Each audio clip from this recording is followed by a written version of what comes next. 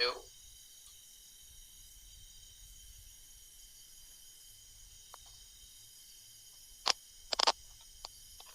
Praise the Lord.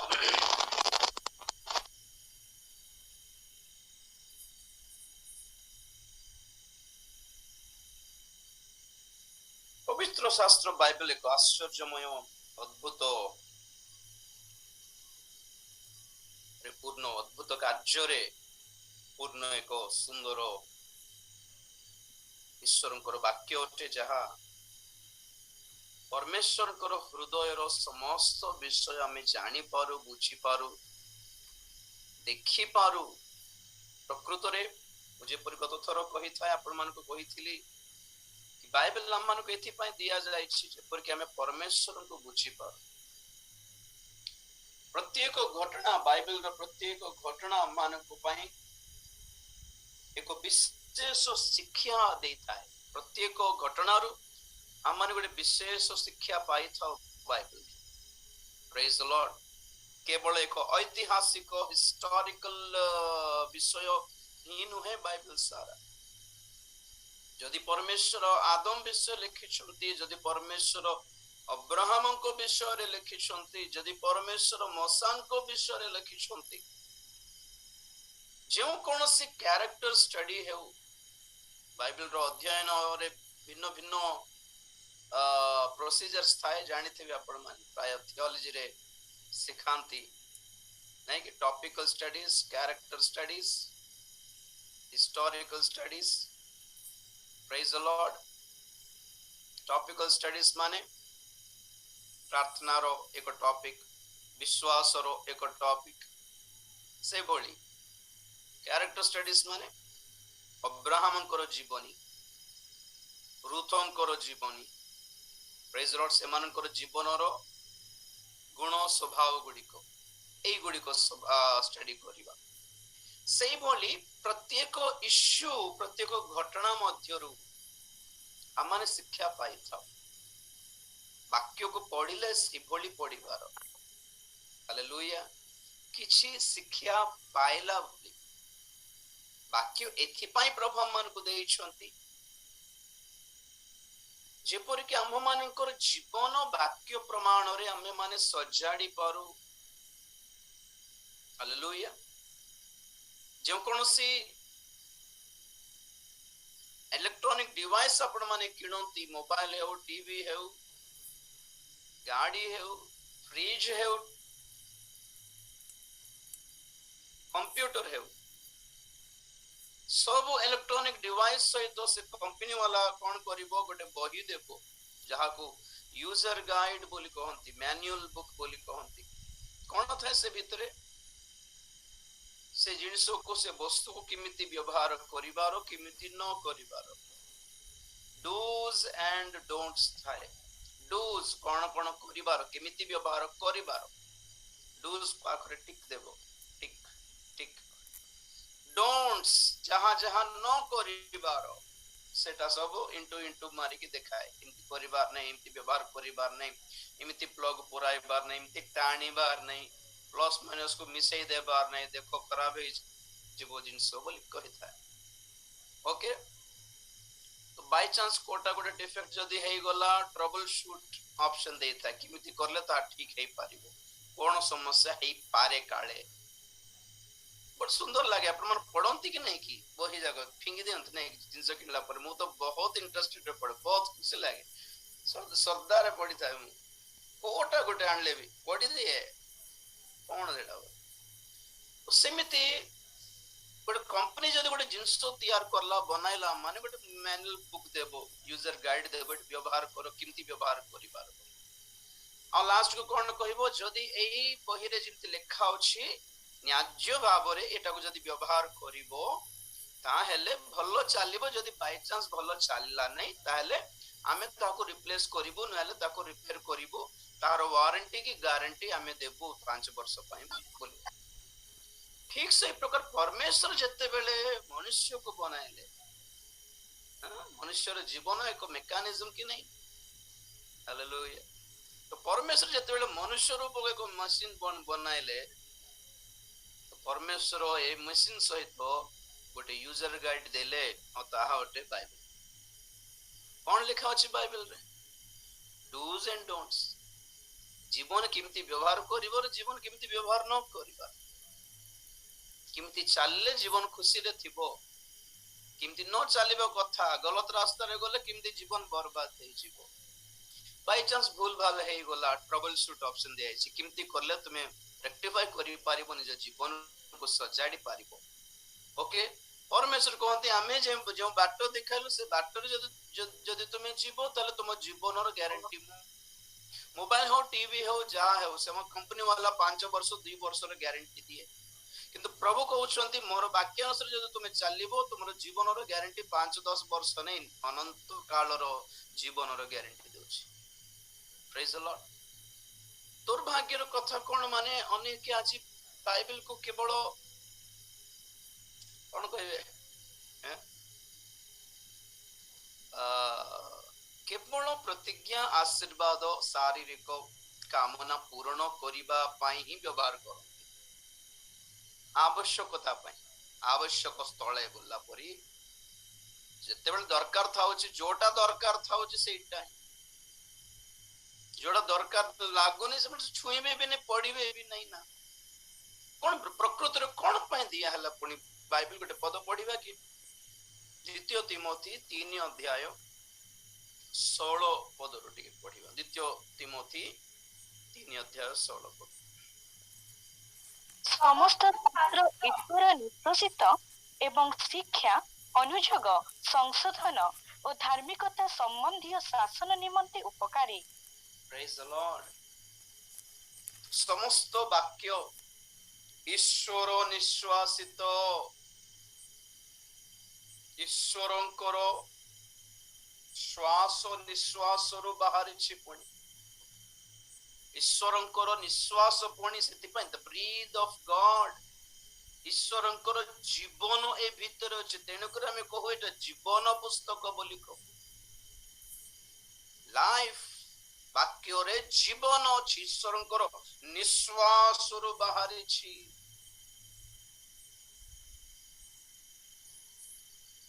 कौन पाई number 1 शिक्षा कौन पढ़मा चारटा दिया शिक्षा अनुयोग शिक्षा पाई शिक्षा नंबर 1 शिक्षा नंबर 2 अनुयोग नंबर 3 संशोधन नंबर 4 धार्मिकता रे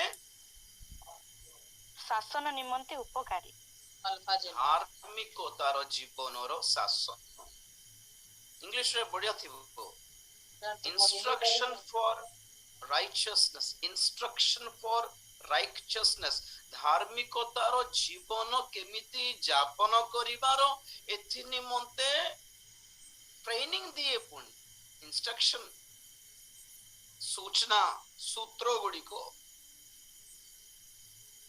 प्रतिज्ञा आशीर्वाद आनंद खुशी आनंद मनाइबा एटा कोठे अछि कोठ लिखा छै एटे पदर major work of the word of God is 4 शिक्षा पावर नंबर 1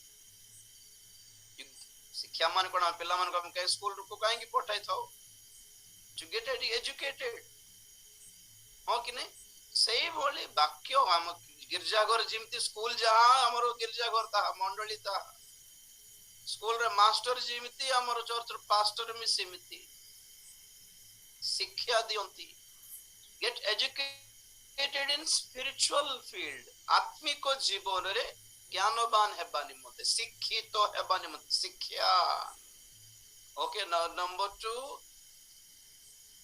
अनुयोग अनुयोग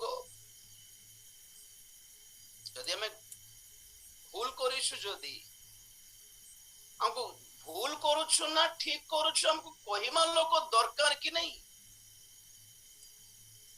तृतीय हला संशोधन करेक्शन कोन करले ए जो भूल काम मोर हेचे तहा रेक्टिफाई करि पारिबी भूल हे जाए आज्ञा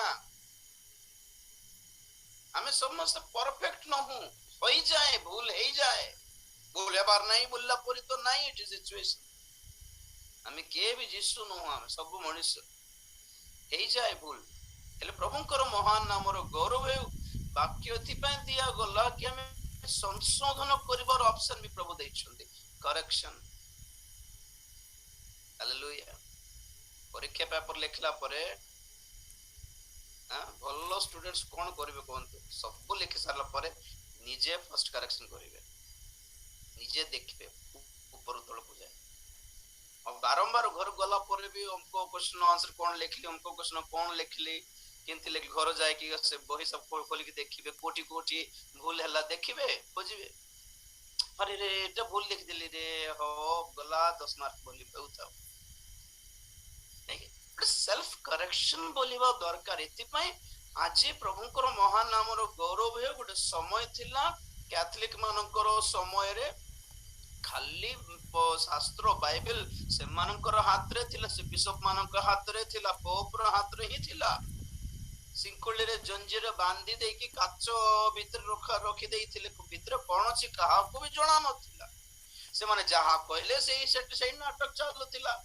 ଆଜ୍ଞା ଆମେ ପାପ କରୁଛୁ, ଆଜ୍ଞା କେମିତି କରଲେ ହେବ ବୋଲି କହିଲାରୁ ସେ ଫାଦର କହିବେ ହଁ ଠିକ ଅଛି, ତୁମେ ଗୋଟେ କାମ କର, ଗୋଟେ ଡଜନ ଅଣ୍ଡା ଗୋଟେ କିଣି ଦେଇକି ଗରିବ ମାନଙ୍କୁ ବାଣ୍ଟି ଦେଲେ ପାପ କ୍ଷମା ହେଇଯିବ। ହଁ ଆଜ୍ଞା ବୋଲ ପାଇବା। ଏମିତି ଚାଲିଲା ତ ଆଜ୍ଞା ଆମେ ସପ୍ତାହରେ ଗୋଟେ ଭୁଲ କରିଦେଲେ, କେମିତି କରିଦେଲେ, ସେ ଥିବ ନାଇଁ କି ସେ ଫାଦର ମାନଙ୍କର ସେ ବକ୍ସ ରେ ବସିକି କାନରେ କହିବାର ଅଛି ପାପ ସ୍ୱୀକାର ବୋଲି ବାଟ ଯୋଉଟା ଅଛି କି ଯାକୋବଙ୍କ ପତ୍ରରେ, ପାପ ସ୍ୱୀକାର କଲେ ହିଁ ପ୍ରବେଶ ଦିଆ ହୁଏ। ତ ରବିବାର ଦିନ ସେମାନଙ୍କ ପାଇଁ ତ ସପ୍ତାହ ସାରା ସେମାନେ ଆସିକି କୁହନ୍ତି ଆଜ୍ଞା ଏବେ ସପ୍ତାହରେ ଟିକେ ଭୁଲ ହେଇଗଲା, କହିବାର ଆଜ୍ଞା ଗୋଟେ କାମ କର, ଗୋଟେ କେଜି କୁକୁଡ଼ା ଆଣିଦିଅ ଫାଦର ପାଇଁ, ସେ ଖାଇବେ ଆଉ ତମର ପାପ କ୍ଷମା। କୁକୁଡ଼ା ଅଣ୍ଡା ସେ ତ ଭାଜି ଶାଗ ଆଣିଦିଅ, ପିଆଜ ଟିକେ ଆଣିଦେଲେ ହେଇଗଲା। ଏମିତି ହଉଥିଲା। ଦିନେ ମାର୍ଟିନ ଲୁଥର ଆସିକି ଚୋରାଇଲେ ବାଇବେଲକୁ, ଚୋରାଇବାକୁ ପଡିଲା। ମାନେ ଦେଖନ୍ତୁ ଆଜ୍ଞା ଭଲ ଚୋରି ସେଟା। ହାଲେଲୁୟା। ଧାର୍ମିକ ଚୋରି, ଚୋର ମାନେ ନରକ ଯିବେ ବୋଲି ବାଟ ବାଇବେଲ କହେ, କିନ୍ତୁ ଭଲ ଚୋରି ହେଲା ସେଟା। ସେ ନିୟମ ଭାଙ୍ଗିବାଟା ଭଲ ହେଲା ଆଜି ଆମର ପାଇଁ କି ନାହିଁ। ମାର୍ଟିନ ଲୁଥର ଯଦି ନା ଏମିତି ଶାସନ ଗୋଟେ ବାହାରିଛି ମଣ୍ଡଳୀରେ ଆମେ ସେଟା ପାଳିବାକୁ ପଡିବ ବୋଲି କହିଲେ, ଆଜି ଯା ଆମେ କ୍ୟାଥଲିକ ମଣ୍ଡଳୀରେ ଥାଇକି ଯୀଶୁଙ୍କର ପ୍ରତିମାକୁ, ମରିୟମର ପ୍ରତିମାକୁ ଧୂପ ଦେଇଥାନ୍ତୁ, ଆମେ ପୂଜା କରିବାକୁ ଥାନ୍ତା। ଭଲ କାମ କଲେ ବେଳେ ବେଳେ ଟିକେ ଥିବାର ଅଛି ନା। ଆଉ ଯେଉଁ ବାଇବେଲ ଆମମାନଙ୍କୁ ମୁକ୍ତ କରିଥାଏ, ସେଇ ବାଇବେଲ କୁ ମାର୍ଟିନ ଲୁଥର ମୁକ୍ତ କରିକି ଆଣିଲେ। ମାନେ ଦେଖ, ଶିଙ୍କୁଳିରେ କାଢିକି କାଚ ଭାଙ୍ଗିକି ବାଇବେଲ ଚୋରାଇକି ବାଇବେଲ ପଢିକି ଦେଖିଲେ କଣ ଜଣା ପଡିଲା? ଏଇ ସବୁ ଅଣ୍ଡା କୁକୁଡା ମିରସିଙ୍ଗା ପତ୍ର ଧନିଆ ପତ୍ରରେ କାମ ଚଳିବନି, ଏଟା ଯୀଶୁଙ୍କ ରକ୍ତରେ ହିଁ ମୁକ୍ତି ମିଳେ ବୋଲି ପଢିଲେ। ସେ ଯୀଶୁଙ୍କ ରକ୍ତରେ ମୁକ୍ତି ମିଳୁଛି, ତ ଯୀଶୁଙ୍କ ଠାରେ, ତାଙ୍କ ରକ୍ତ ଠାରେ, ତାଙ୍କ କ୍ରୁଶ ଠାରେ, ତାଙ୍କ ପୁନରୁଦ୍ଧାନ ଠାରେ ବିଶ୍ୱାସ କଲେ ହିଁ ପରିତ୍ରାଣ ମିଳିବ ବୋଲି ସେ ଜାଣିକି ସେଇ ଟ୍ୟାଗ ଲାଇନ ଟା ଷ୍ଟାର୍ଟ ହେଲା, ଧାର୍ମିକ ବ୍ୟକ୍ତି ବିଶ୍ୱାସରେ ବଞ୍ଚିବ ବୋଲିବାଟା ବାହାରିଲା। ହାଲେଲୁୟା। ତ ବାଇବେଲ ବାହାରିବାରୁ ଆଜି ଖାଲି ଜଣେ ସେବକଙ୍କ ହାତରେ ନାହିଁ ବାଇବେଲ, ଆପଣ ମାନଙ୍କ ହାତରେ ବି ପ୍ରଭୁ ବାଇବେଲ ଦେଇଛନ୍ତି। ମାନେ ଗୋଟେ ଭାଗ୍ୟର କଥା କି ଏଟା ପ୍ରଭୁଙ୍କର ମହାନ ଅନୁଗ୍ରହ। ଆପଣଙ୍କର ହାତରେ ଆପଣଙ୍କର ଜୀବନ ମରଣ ର, ଆପଣଙ୍କର ଜୀବନର ପାପର ବନ୍ଧନର ସବୁ ପ୍ରକାରର ସଲ୍ୟୁସନ, ସମାଧାନ ଆପଣଙ୍କ ହାତରେ ଅଛି।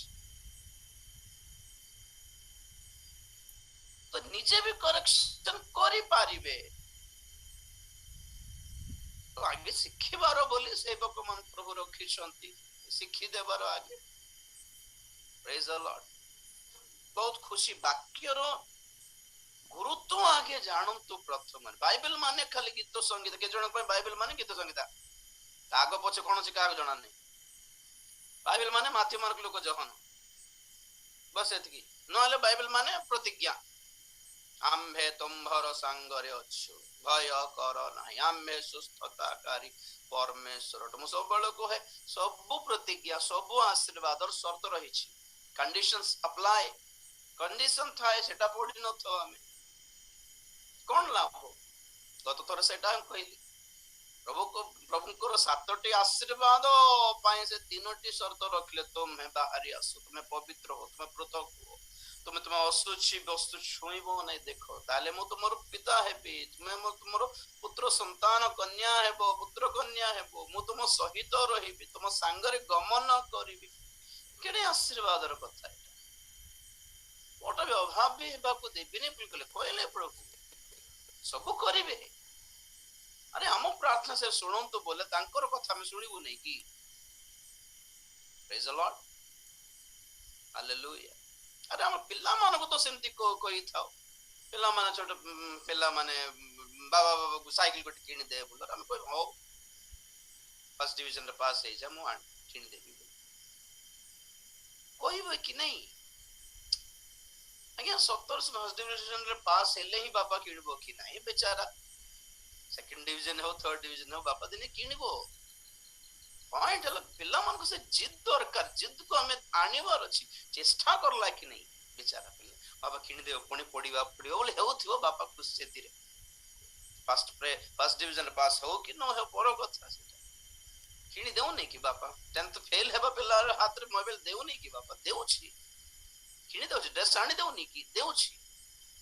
ପିଲାମାନଙ୍କୁ ଜିତିବାକୁ ଶିଖାଇବାଟା ବହୁତ ଆବଶ୍ୟକ କି ନାହିଁ? ଆଶୀର୍ବାଦ ମିଳିବ, ପ୍ରଭୁ ସବୁ ଭାବ ପୂରଣ କରିବେ, ସୁସ୍ଥ ବି କରିବେ। କିନ୍ତୁ ଆମ ମାନଙ୍କର ମନୋଭାବ, ଆମ ମାନଙ୍କର ସ୍ୱଭାବକୁ ସଜାଡ଼ିବାକୁ, ଠିକ ଟ୍ରାକରେ ରଖିବାକୁ ପ୍ରଭୁ ଇଚ୍ଛା କରୁଛନ୍ତି। ସେଟା ପାଇଁ ଆମକୁ ଶିକ୍ଷା ଦିଆ ହଉଛି। କଣ ବଡ କଥା? ଆରେ ପାପରେ ଥିବା ଆମମାନଙ୍କୁ ରକ୍ଷା କରିବାକୁ ସେ ଆସିଗଲେ ତ ଆଉ କଣ ବଡ କଥା? କଣ ଅଣା କରିବେ କୁହନ୍ତୁ ତ? ଆମ ପାପରେ ଥିବା ବେଳେ ହିଁ ଆମମାନଙ୍କୁ ପରିତ୍ରାଣ କରିବା ପାଇଁ ଆସିବା ପରମେଶ୍ୱର ଆମମାନଙ୍କୁ ଦୁର୍ବଳତାରେ ଆମକୁ ଜିତିବାକୁ ଶିଖାଇ ପାରିବେ ନାଇଁ କି? ପ୍ରେଜ୍ ଦ ଲର୍ଡ। ଠିକ ଅଛି, ସେଇ ବାଇବେଲର ଯେଉଁ କୌଣସି ଘଟଣା ଥାଏ ଆମମାନଙ୍କ ପାଇଁ ଶିକ୍ଷା ସେଥିରେ ଥାଏ ବୋଲି ମୁଁ କହିଛି।